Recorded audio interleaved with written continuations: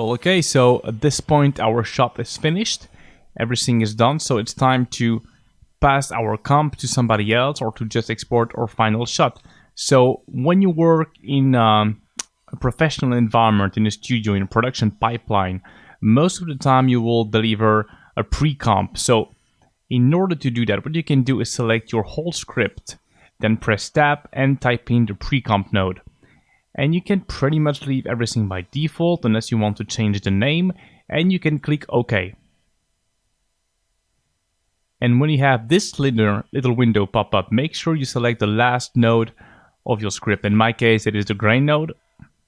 It's gonna take a few seconds, and now our pre-comp is ready. And the pre-comp is this node, and this node contains basically all your script, and that makes it much more efficient and more easily manageable when you need to pass on your script to somebody else, which happens a lot in a production environment. Now, if you are just doing this tutorial at home, you can obviously simply render an image sequence, which by the way also happens in production.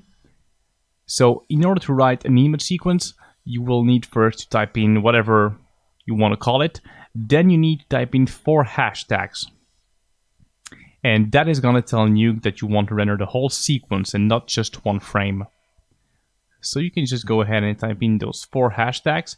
Then type in, for example, EXR if you want to render like an EXR sequence, which is mostly what you're going to do in production. Or you can also actually render a move, so you have a video, which is maybe what you want to do in this case if you're doing this at home.